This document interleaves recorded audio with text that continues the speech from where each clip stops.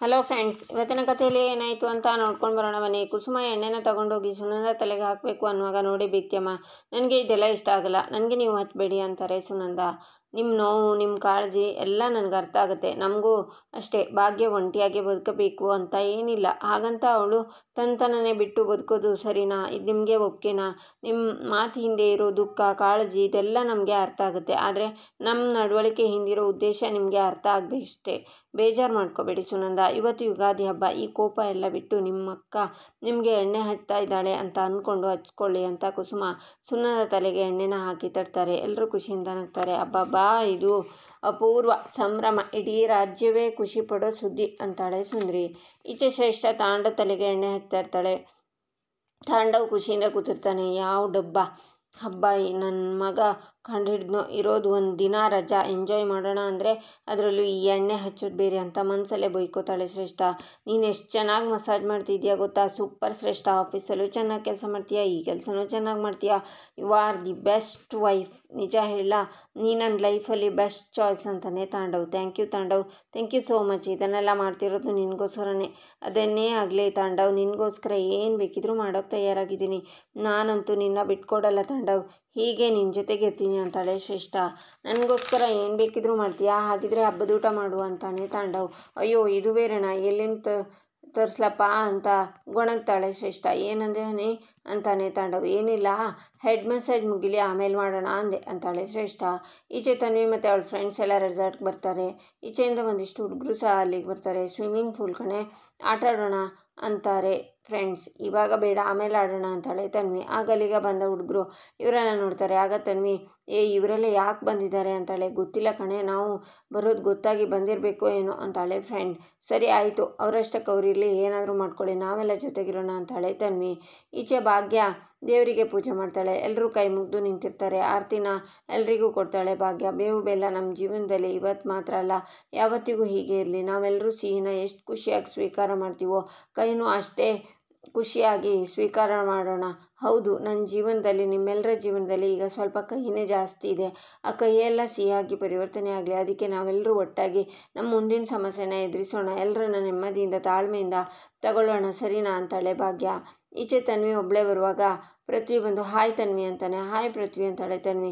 Tanvi, you are looking so beautiful ಅಂತಾನೆ ಪೃಥ್ವಿ. ಆಗ ಸಿಟ್ಟಿಂದ ತನ್ವಿ ಅಲ್ಲಿಂದ ಹೋಗ್ತಾಳೆ.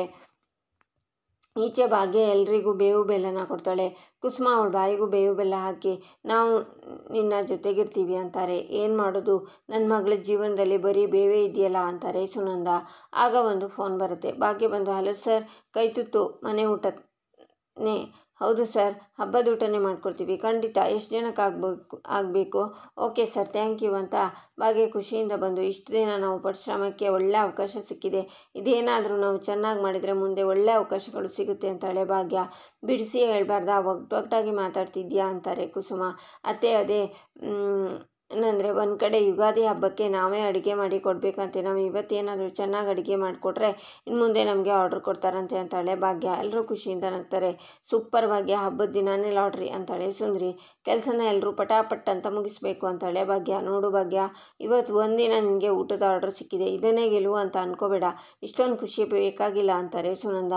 ಅಮ್ಮ, ನಾನು ನಿನಗೆ ಅವತ್ತೇ ಹೇಳಿದ್ದೀನಿ, ನನಗಾಗಲಿ ನಿನಗಾಗಲಿ ನಾಳೆ ಏನು ಅನ್ನೋದು ಯಾರಿಗೂ ಗೊತ್ತಿರಲ್ಲ ಅಮ್ಮ. ನಾವೆಲ್ಲರೂ ಇವತ್ತನ್ನು ಗಿಫ್ಟ್ ಅಂತ ಅಂದ್ಕೊಂಡು ಬದುಕ್ತಾ ಇದ್ದೀವಿ ಅಂತಾಳೆ ಭಾಗ್ಯ. ಇವತ್ತಿಂದ ಹೊಸ ವರ್ಷ, ಹೊಸ ಆರಂಭ ಅಂತ ಅಡುಗೆ ಮಾಡೋಕ್ಕೆ ಹೋಗ್ತಾಳೆ. ಈಚೆ ತನ್ವಿ ಫ್ರೆಂಡ್ಸ್ ಎಲ್ಲ ಆಡ್ತಿರುವಾಗ ತನ್ವಿ ಸುಮ್ಮನೆ ನಿಂತಿರ್ತಾಳೆ. ಬಾ ಎಂಜಾಯ್ ಮಾಡೋಣ ಅಂತ ಫ್ರೆಂಡ್ಸ್ ಎಲ್ಲ ಕರೀತಾರೆ. ನೀವೆಲ್ಲ ಆಡಿ, ನನಗೆ ಇಂಟ್ರೆಸ್ಟ್ ಇಲ್ಲ ಅಂತಾಳೆ ತನ್ವಿ. ನಾವು ಬಂದಿರೋದೇ ಎಂಜಾಯ್ ಮಾಡೋಕ್ಕೆ, ಮಾಡಲೇಬೇಕು, ಬಾ ಡ್ಯಾನ್ಸ್ ಮಾಡೋಣ ಅಂತಾಳೆ ಫ್ರೆಂಡ್ಸ್. ನನಗೆ ಡ್ಯಾನ್ಸ್ ಬರಲ್ಲ ಅಂತಾಳೆ ತನ್ವಿ. ಬರಲ್ಲ ಅಂದರೆ ಆಗಲ್ಲ, ಬಾ ಅಂತ ಅವಳನ್ನು ಕರ್ಕೊಂಡು ಫ್ರೆಂಡ್ಸ್ ಎಲ್ಲ ಸೇರಿ ಡ್ಯಾನ್ಸ್ ಮಾಡ್ತಿರ್ತಾರೆ. ಪೃಥ್ವಿ ತನ್ವಿನೇ ನೋಡ್ತಿರ್ತಾನೆ. ತನ್ವಿ, ತುಂಬ ಚೆನ್ನಾಗಿ ಡ್ಯಾನ್ಸ್ ಮಾಡ್ತೀಯಾ ತನ್ವಿ, ನಿನ್ನ ಡ್ಯಾನ್ಸ್ ನೋಡೋಕ್ಕೆ ನಂಗೆ ತುಂಬ ಖುಷಿಯಾಗುತ್ತೆ. ಒಬ್ಬಳೇ ಡ್ಯಾನ್ಸ್ ಮಾಡಿದರೆ ಚೆನ್ನಾಗಿರಲ್ಲ, ನಾನು ನೀನು ಒಟ್ಟಿಗೆ ಡ್ಯಾನ್ಸ್ ಮಾಡೋಣ ಅಂತಾನೆ ಪೃಥ್ವಿ. ನೋಡು, ಆವಾಗಿಂದ ನೋಡ್ತಿದ್ದೀನಿ, ಸುಮ್ಮನೆ ಇರಿಟೇಟ್ ಮಾಡ್ತಿದ್ಯಾ, ಸುಮ್ಮನೆ ಹೋಗ್ತಿರು ನಿನ್ನಷ್ಟಕ್ಕೆ, ನೀನಿದ್ರೆ ಸರಿ, ಇಲ್ಲ ಅಂದರೆ ಸರಿ ಹೋಗಲ್ಲ ಅಂತ ತನ್ವಿ ಮತ್ತು ಫ್ರೆಂಡ್ಸ್ ಜೊತೆ ಡ್ಯಾನ್ಸ್ ಮಾಡುವಾಗ ಪೃಥ್ವಿ ಬಂದು ಅವಳ ಕೈನ ಎಳೆದು, ಬಾ ತನ್ವಿ ಒಟ್ಟಿಗೆ ಡ್ಯಾನ್ಸ್ ಮಾಡೋಣ ಅಂತ ಅವಳು ಮುಖದ ಹತ್ರನೇ ಬರುವಾಗ ತನ್ವಿ ಅವನ ಕೆನ್ನೆಗೆ ಬಾರಿಸ್ತಾಳೆ. ಎಲ್ಲರೂ ಅವರನ್ನೇ ನೋಡ್ತಾರೆ. ಈಚೆ ಶ್ರೇಷ್ಠ ಸೋಫಾ ಮೇಲೆ ಫೋನ್ ನೋಡ್ತಾ ಕೂತಿರ್ತಾಳೆ. ಆಗ ತಾಂಡವ್ ಬಂದು, ನಾನು ಹೇಳ್ತಿರೋದೇನು, ನೀನು ಮಾಡ್ತಿರೋದೇನು? ಇವತ್ತು ನನಗೆ ಒಳ್ಳೆ ಹಬ್ಬದೂಟ ಅಂದರೆ ನೀನು ಆಫೀಸಿಗೆ ತಂದಿದ್ಯಲ್ಲ, ಸೇಮ್ ಅದೇ ಥರ ಇದ್ದರೆ ಒಳ್ಳೆಯದು. ಅದ್ರ ಜೊತೆ ಇನ್ನೊಂದಿಷ್ಟು ಸ್ವೀಟ್ ಮಾಡಿದರೆ ಸೂಪರ್ ಅಂತಾನೆ ತಾಂಡವ್. ಸ್ವೀಟ್ ಬೇರೆನಾ ಅಂತಾಳೆ ಶ್ರೇಷ್ಠ. ಅಷ್ಟು ಚೆನ್ನಾಗಿ ಅಡುಗೆ ಮಾಡೋಳಿಗೆ ಸ್ವೀಟ್ ಏನು ಕಷ್ಟ ಹೇಳು? ಮಾಡು, ನಾನು ನಿನಗೆ ಹೆಲ್ಪ್ ಮಾಡ್ತೀನಿ ಅಂತಾನೆ ತಾಂಡವ್. ಅಲ್ಲ ತಾಂಡವ್, ಈಗ ಆಲ್ರೆಡಿ ಲೇಟ್ ಆಗಿದೆ, ಸಂಜೆ ಮಾಡ್ತೀನಿ ಏನು ಅಂತಾನೆ ಶ್ರೇಷ್ಠ. ಏನೂ ಲೇಟ್ ಆಗಿಲ್ಲ, ಈಗಲೇ ಮಾಡು ಅಂತಾನೆ ತಾಂಡವ್. ನಾವಿನ್ನೂ ಬ್ರೇಕ್ಫಾಸ್ಟೇ ಮಾಡಿಲ್ಲ, ಇವಾಗೇನಾದರೂ ಆರ್ಡ್ರ್ ಮಾಡ್ಕೊಳ್ಳೋಣ, ಸಂಜೆನೇ ಮಾಡ್ತೀನಿ ಅಂತಾಳೆ ಶ್ರೇಷ್ಠ. ಇಲ್ಲೇ ಶ್ರೇಷ್ಠ, ಇವಾಗಲೇ ಮಾಡೋಣ, ನನಗೇನು ಹಸಿವಾಗ್ತಿಲ್ಲ, ಬಾಬಾ ಹೆಲ್ಪ್ ಮಾಡ್ತೀನಿ ಅಂತ ಅವಳನ್ನು ಎಳ್ಕೊಂಡು ಬಂದು ಅಡುಗೆ ಮನೆಗೆ ತಳ್ಳಿ ಮಾಡು ಅಡುಗೆ ಅಂತಾನೆ ತಾಂಡವ್. ಈಚೆ ರೆಸಾರ್ಟ್ಗೆ ಪೊಲೀಸರು ಬಂದು ಒಬ್ಬನ ಕರೆದು, ಎಲ್ಲಿ ಮ್ಯಾನೇಜರ್ ಕರೆಸಿ ಮ್ಯಾನೇಜರ್ನ ಅಂತಾರೆ. ಯಾಕೆ ಸರ್, ಏನಾಯಿತು ಅಂತಾರೆ ಅವರು. ಈ ಕಂಪ್ಲೇಂಟ್ ಬರುತ್ತಲ್ರಿ, ಕರೀರಿ ಅವರನ್ನ ಅಂತಾರೆ. ಆಗ ಮ್ಯಾನೇಜರ್ ಬಂದು, ಏನಾಯ್ತು ಸರ್ ಅಂತಾರೆ. ಯಾಕೆ ಗೊತ್ತಿಲ್ವಾ?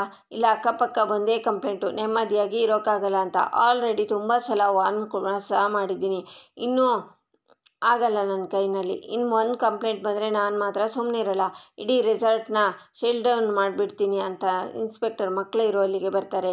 ಈಚೆ ತನ್ವಿ, ನಿನಗೆ ಒಂದು ಸಲ ಹೇಳಿದರೆ ಅರ್ಥ ಆಗೋದಿಲ್ವಾ ಇಲ್ವಾ? ಪದೇ ಹಿಂದೆ ಬರ್ತಿದೆಯಲ್ಲ ಅಂತಾಳೆ. ರೀ ಚಂದ್ರಕಾಂತ್, ಇವ್ರು ಯಾರು ಚೆಕ್ ಮಾಡ್ರಿ, ನೋಡೋಕ್ಕೆ ತುಂಬ ಚಿಕ್ಕ ಹುಡುಗರ ಥರ ಕಾಣ್ತಾರೆ, ID ಚೆಕ್ ಮಾಡೋಣ, ಕರ್ಕೊಂಡ್ಬನ್ನಿರಿ ಅಂತಾರೆ. ಆಗ ಎಲ್ಲ ಮಕ್ಕಳು ಬರ್ತಾರೆ. ಏನು ರೀ, ಟೀನೇಜರ್ನೆಲ್ಲ ಕರೆಸಿ ಪಾರ್ಟಿ ಮಾಡೋಕ್ಕೆ ಬಿಟ್ಟಿದ್ದೀರಾ ಅಂತಾರೆ ಇನ್ಸ್ಪೆಕ್ಟರ್. ಸರ್, ಇವರೆಲ್ಲ ಮೈನರ್, ಬಟ್ ಅವ್ರ ಮನೆಯವರ ತಂದೆ ತಾಯಿ ಕನ್ಸೆಂಟ್ ಲೆಟರ್ ತಗೊಂಡೇ ನಾನು ರೆಸಾರ್ಟ್ ಒಳಗೆ ಬಿಟ್ಟಿರೋದು ಅಂತಾರೆ ಮ್ಯಾನೇಜರ್. ಮೈನರ್ಸ್ಗೆ ಇಲ್ಲಿ ಪಾರ್ಟಿ ಮಾಡೋಕ್ಕೆ ಅಲೋ ಕೊಡಬಾರ್ದು ಅಂತ ನಾನು ನಿಮಗೆ ಅವತ್ತೇ ಹೇಳಿದ್ದೀನಿ ತಾನೇ ಅಂತಾರೆ ಇನ್ಸ್ಪೆಕ್ಟರ್. ಸರ್, ಅವ್ರ ಅಪ್ಪ ಅಮ್ಮನೇ ಒಪ್ಕೊಂಡಿದ್ದಾರೆ ಅಂದಮೇಲೆ ನಾನೇನು ಮಾಡೋಕ್ಕಾಗುತ್ತೆ ಅಂತಾರೆ ಮ್ಯಾನೇಜರ್. ರೂಲ್ಸ್ನ ನಾನು ಹೇಳಲೇಬೇಕು, ನೀನಲ್ಲ. ಮನೆಗೆ ಫೋನ್ ಮಾಡಿ ಪೇರೆಂಟ್ಸ್ನ ಕರೆಸೋವರೆಗೂ ನಾನು ಯಾರನ್ನೂ ಬಿಡಲ್ಲ. ಲತಾ, ಚಂದ್ರಕಾಂತ್ ಎಲ್ಲರ ID ಚೆಕ್ ಮಾಡಿ ಅಂತಾರೆ ಇನ್ಸ್ಪೆಕ್ಟರ್. ಆಗ ಚೆಕ್ ಮಾಡಿ ಸರ್, ಎಲ್ಲ ಮೈನರ್ ಇದ್ದಾರೆ ಅಂತಾರೆ ಲತಾ. ಕನ್ಸೆಂಟ್ ಲೆಟರ್ ಚೆಕ್ ಮಾಡಿ ಅಂತಾರೆ ಇನ್ಸ್ಪೆಕ್ಟರ್. ಆಗ ತನ್ವಿ, ಸರ್, ನಾವೆಲ್ಲ ಪರ್ಮಿಷನ್ ತೊಗೊಂಡೇ ಬಂದಿರೋದು ಸರ್ ಅಂತಾಳೆ. ನೀವು ಪರ್ಮಿಷನ್ ತಂದರೂ ಇಲ್ಲಿ ಮೈನರ್ಸ್ಗೆ ಅಲೋ ಇಲ್ಲ, ನಾನೇ ಖುದ್ದಾಗಿ ನಿಮ್ಮೆಲ್ಲರ ಮನೆಗೆ ಫೋನ್ ಮಾಡಿ ಇನ್ಫಾರ್ಮ್ ಮಾಡ್ತೀನಿ. ಇದೇನಾದರೂ ಸ್ಕ್ಯಾಮ್ ಆಗಿದ್ರೆ ಆಮೇಲೆ ನಿಮ್ಮನ್ನು ವಿಚಾರಿಸ್ಕೋತೀನಿ ಅಂತಾರೆ ಇನ್ಸ್ಪೆಕ್ಟರ್. ಕನ್ಸೆಂಟ್ ಲೆಟರ್ನ ನೋಡಿ ಚಂದ್ರಕಾಂತ್, ಲತಾ ಯಾರ್ಯಾರು ಲೆಟರ್ ಇದೆಯೋ ಅವ್ರ ನಂಬರ್ಗೆ ಎಲ್ಲ ಕಾಲ್ ಮಾಡಿಬಿಟ್ಟು ಪರ್ಮಿಷನ್ ಬಗ್ಗೆ ಅವ್ರ ಪೇರೆಂಟ್ಸ್ ಹತ್ರ ಮಾತಾಡಿ ಅವ್ರ ಪೇರೆಂಟ್ಸ್ನ ಕರೆಸಿ ಆಮೇಲೆ ಅವರನ್ನು ಬಿಟ್ಟರಾಯ್ತು. ನೋಡಿ, ನಿಮ್ಮ ಮನೆಯವರು ಬರೋವರೆಗೂ ನೀವು ಯಾರೂ ಇಲ್ಲಿಂದ ಹೊರಡೋ ಹಾಗಿಲ್ಲ ಅಂತಾರೆ ಇನ್ಸ್ಪೆಕ್ಟರ್. ತನ್ವಿ ಶಾಕ್ನಿಂದ ನೋಡ್ತಾಳೆ. ಇಲ್ಲಿಗೆ ಸಂಚಿಕೆ ಮುಕ್ತಾಯವಾಗುತ್ತೆ. ಮುಂದಿನ ಸಂಚಿಕೆಗಾಗಿ ನಮ್ಮ ಚಾನಲನ್ನು ನೋಡಿ ಸಬ್ಸ್ಕ್ರೈಬ್ ಮಾಡಿ, ಲೈಕ್ ಮಾಡಿ, ಶೇರ್ ಮಾಡೋದನ್ನು ಮರಿಬೇಡಿ.